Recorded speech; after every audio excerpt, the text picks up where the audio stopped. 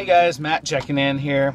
Just wanted to kind of do a end of the week video and let you guys know about all the fun I had at the filming of Restaurant Impossible. So, as I said in my previous video, I got a chance to meet Chef Irvine. He attempted to sign a picture for me. It didn't go so well, but I thank him for his effort. My wife and I had our 4th wedding anniversary yesterday, but the day before, they were concluding filming of the show, and she just loves the show, and Chef Irvine and Tom and the designers, Tanya, and I honestly forget the other girl's name right now. The other lady's name. And so I just thought to myself, well, what if for our anniversary I could get us on the show just for a second? And I knew that they would be filming at their grand reopening and all that stuff. So, I pestered Chef a bit, and Chef, if you catch this, I apologize for my badgering. I was just trying to do something nice for my wife. But here's the thing, guys. A lot like DDP, when it comes to us, Chef responded almost immediately, and he came through for me. He said, here, contact this guy, and we'll see what we can do. So I contacted his publicist, Dan. Dan, if you see this, thank you very much for everything you did for us. And Dan worked really hard to get us reservations to the seating that was being filmed, and I really appreciate that. So I come home and get cleaned up. This is my idea, cleaned up in the winter, but I come home and get cleaned up. The wife gets gorgeous, as always, and we head down there. So we go to stand in line, and we're talking to someone we know about her new baby, stuff like that. And they come by and they check our names for reservations. And the young lady taking our names says, Owen, oh, well, you guys are at the front of the line. And I was like, excuse me? I'm at the front of the line? So, yep, I have here, you're supposed to be at the front of the line.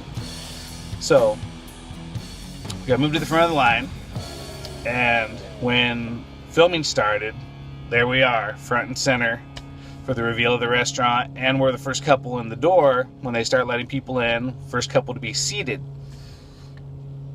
I can't give a whole lot of details because the show isn't airing until January, and based on everything they did for me, for not knowing me from Adam, as the saying goes, out of respect for that, I'm not going to give any details about what the restaurant looks like. I will tell you the food was amazing. The stuff that Chef had them put on their menu and prepare was absolutely fabulous. I had a pan-seared chicken breast with cubed honey, sweet potatoes, and kale, and a chimichurri sauce that was absolutely incredible. It's like nothing I ever tasted.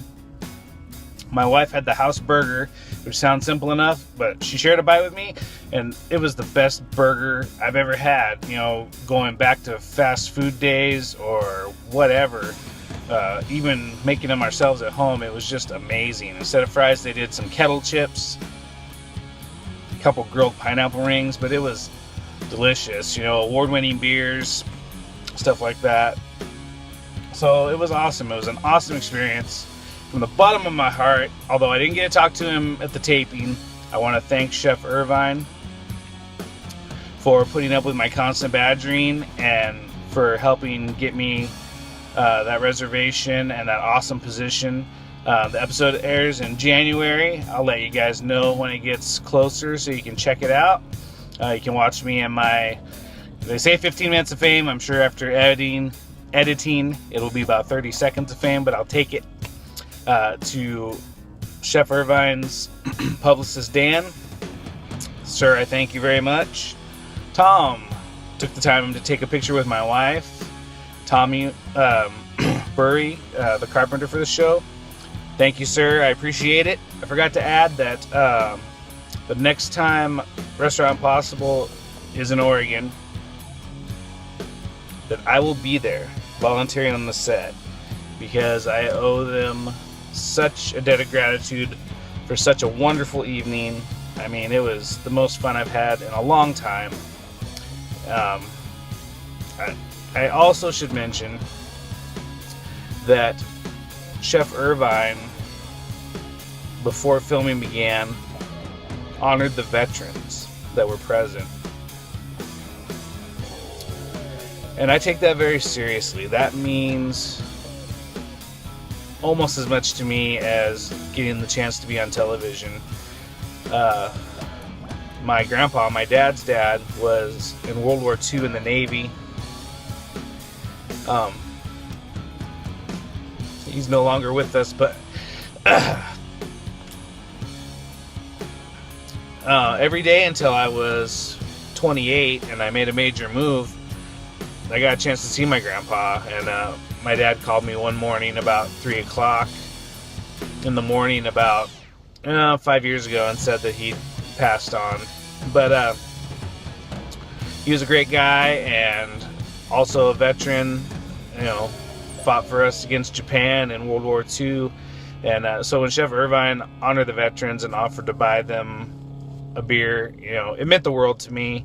Just shows what a class act he is, and I really appreciate that. Chef, if you see this, thank you very much for that. That meant a lot. Next time they're in Oregon, I'm there at the set volunteering both days. Don't know if we'll be around the clock, but I'll help empty out the restaurant or whatever we're doing there, because I appreciate the wonderful evening that I had with my wife, and it's a great way for me to repay you selflessly, and I really appreciate it. So don't forget, set those goals, kick them in the face. Don't give up on your dreams. Don't be a pest like I was, but don't give up on your dreams. Be persistent.